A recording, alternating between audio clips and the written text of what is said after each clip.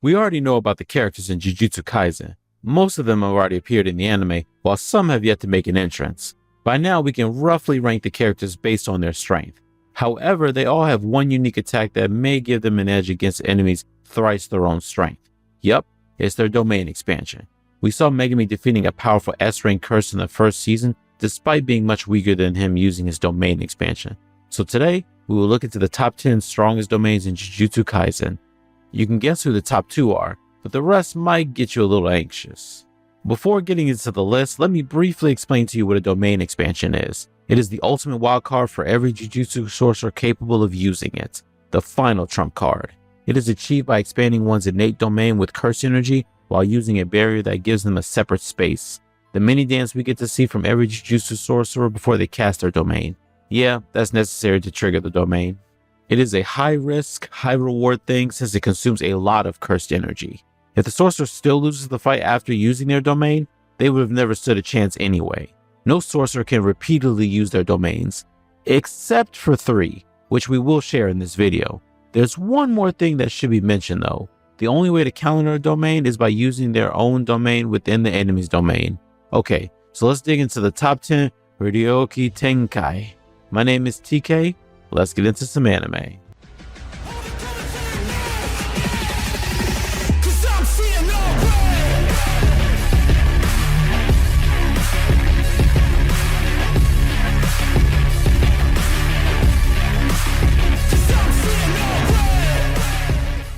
At number 10, we have Naoya Zenin's Time Cell Moon Palace. Naoya is the youngest son of Nobito Zenin, the 26th head of the Zenin clan, and he believes himself to be worthy of being the 27th head. However, that obsession made him an antagonist of the series. Naoya's domain is called the Time Cell Moon Palace because it's a domain where everyone inside must abide by the 24 FPS rule. If they don't, the entire cells of their body gets attacked by lines of animation frames. Pretty bleh, but believe me, it is really strong. So what really is the 24 FPS rule? Thanks to a Redditor who made our life easy by explaining that everyone trapped inside has to perform no more and no less than 24 movement frames per second, because that's how the domain is programmed. If he or she fails to do so, they get trapped in a 2D frame. 24 frames per second may seem vague, but it's really hard to cope with the precision. Also, the user Naoya himself can only perform 24 moves per second. However, the enemy will take time to understand this limitation, and that gives Naoya an advantage. If the one trapped inside figures out this rule, this limitation could be turned into their own advantage. If the enemy is faster and more clever, Naoya bro is screwed. At number 9, we have another antagonist named Dagon, whose domain is called the Horizon of the Captivating Skanda. Dagon was done dirty by God for these looks, but he got compensated in terms of strength. He is also an unregistered special grade cursed spirit along with Mahito, Jogo, and Hanami. Dagon was born out of the fear of water-based natural disasters, and he only existed as a cursed womb until the tragic Shibuya arc. Remember the calm and beautiful beach Mahito was relaxing in during the first season 1 when Kenjaku, or as we know then Gato, entered? That was Dagon's domain that he was able to expand when he still had a cursed womb. It is a tropical beach that was a forest of palm trees on one side and an ocean on the other side. However, it is more than just a place to relax because Captivating Skanda has a surehead technique that allows several dozen fish-like Shikigami that Dagon creates to attack and devour the target. What if Dagon could summon all kinds of Shikigami? Not just the fish-like, but endless Shikigami that can all be manipulated at will. Well, there is someone who can do that, and it's Megumi with his Chimera Shadow Guard at number 8. Megumi's domain is still incomplete, yet the Chimera Shadow Guard floods the area with thick fluid shadows that grant Megumi the ability to manifest multiple Shikigami, as well as advanced manipulation of all available shadows.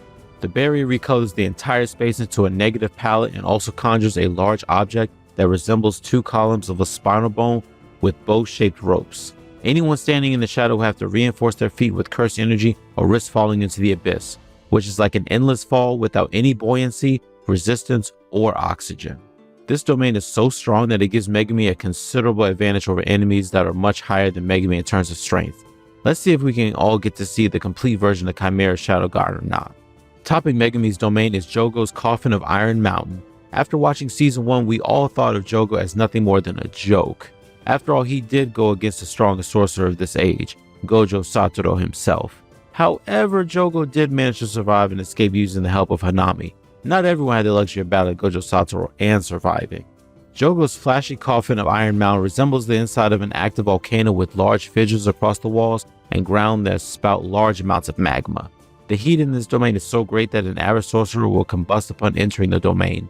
This domain also includes a guaranteed hit. It's not just a normal hit, but imagine being inside of a volcano and then molten can't miss rocks are commanded to hit you. Respect to Jogo for going against the strongest right away. If it were anyone else, we would have realized just how strong Jogo's domain is when the person would have just gotten barbecued inside his domain. Up next in the 6th spot is Hakari's Idle Death Gamble. Kenji Hakari is a third year at Tokyo Jujutsu High, but was suspended for clashing with authority. While being away from school, Kenji was running his own Jujutsu Sorcerer's Fight Club for gambling. As he can already see how much Hakari loves to gamble, it's not a surprise that his domain is also a gambling-themed domain. Idle Death Gamble is a pachinko-themed domain that enters all the participants into a gambling game. If Hakari is able to hit the jackpot, he gains a temporary boost of unlimited curse energy. The primary goal is to line up 3 of the same numbers to hit a jackpot with only 239 chances of doing so. Once done, Hakari obtains a limited curse energy that allows him to use the reverse curse technique to heal all injuries and also attack with a lot of curse energy at the same time. Hakari is also one of the few sorcerers capable of casting their domain repeatedly because he gains enough energy after hitting the jackpot to cast the domain again. Once he hits the jackpot, the domain automatically ends, and because it is a harmless domain, Idle Death Gamble can be cast within 0.2 seconds. In simpler words, his domain allows him to have unlimited curse energy like Sukuna and Gojo, so it takes him right to the level of the 2 strongest sorcerers. Moving on to number 5, we have Yoruzu with her threefold affliction. She was a sorcerer from 1,000 years ago who was incarnated using Sumiko Fushiguro Megami's sister's body for the culling game. She was obsessed with taking down Sukuna. Don't be confused though, she didn't want to kill Sukuna because she hated him. She fell in love with him at first sight and wanted to alleviate his loneliness with her love. Her threefold affliction is a blank space with several oversized organic structures floating within it that resemble the disembodied brains and ganglia of insects. Whatever she constructs in her domain has a sure hit effect, especially her true sphere that destroys anything caught in the domain, if she wills it to do so. Just like Jogo, she has an immensely powerful domain, but gets underestimated because the enemy she uses it against happens to be the king of curses, Ryomen Sukuna. We all know that Sukuna is on a whole different level, but still, Yoruzu's domain is powerful enough to be at number 5. Before our enemies would even notice the true sphere encounter, they would already be destroyed. Next up, we have one of the primary antagonists of the Jujutsu Kaisen series, Mahito, who happens to be the leader of his own group consisting of Jogo, Hanami, and Dagon. The ultimate goal of this group is to eradicate humanity and replace it with the cursed spirits. We already hate him for what he did with Junpei, and we also saw his powerful domain called Self-Embodiment of Perfection. It creates an environment where he is automatically connected with the souls of anyone inside and is capable of transfiguring them at will. Like Gojo, he is also capable of activating it for 0.2 second intervals. This domain is conjured by hand seals formed by tiny hands inside Mahito's mouth. Connected to these hands are multiple arms that grab one another to form a net pattern that surrounds Mahito's target. The target feels, according to Nanami, that it's like being in the palm of his hand, so it's almost a guaranteed victory for Mahito. However, poor guy unintentionally touched Sukuna's soul and got humbled really quickly. We are finally in the top 3 strongest domains. At number 3, we have another primary antagonist, Kenjaku, and its Womb Perfusion.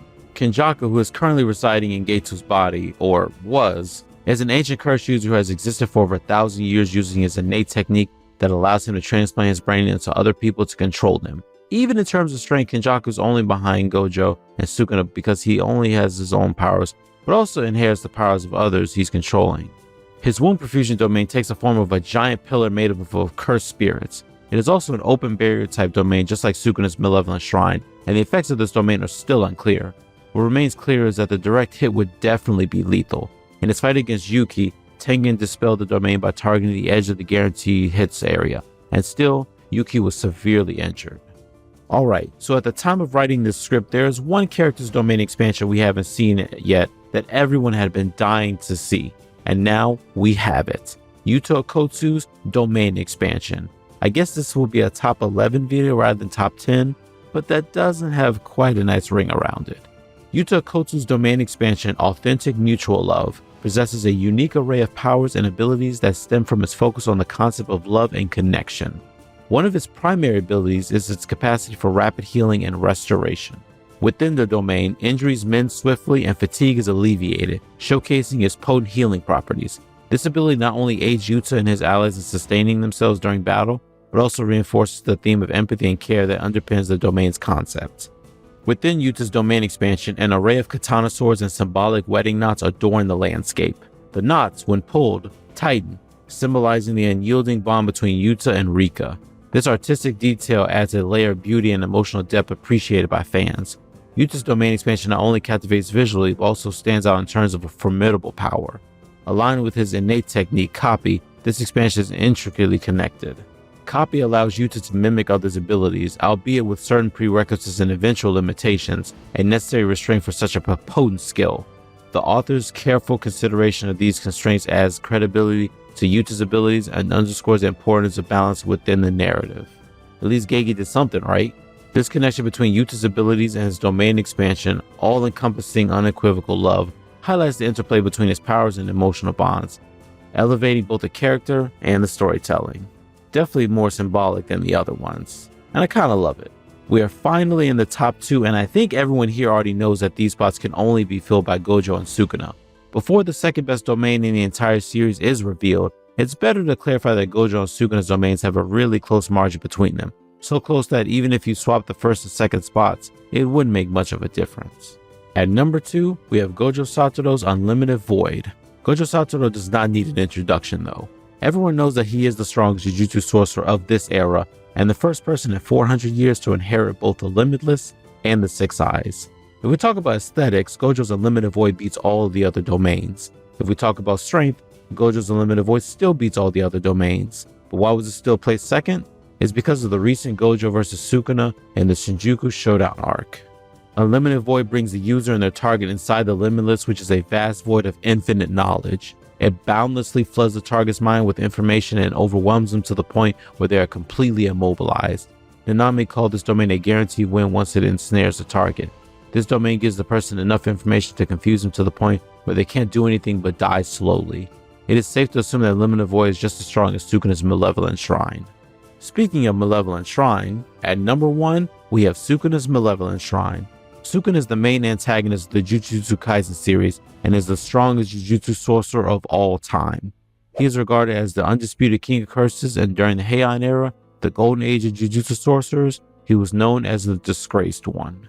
Sukuna split his power into 20 indestructible fingers, and due to Itadori's extraordinary perseverance, Sukuna was rarely in control. So when Sukuna transferred his soul into Megami's body, he got full control over his body.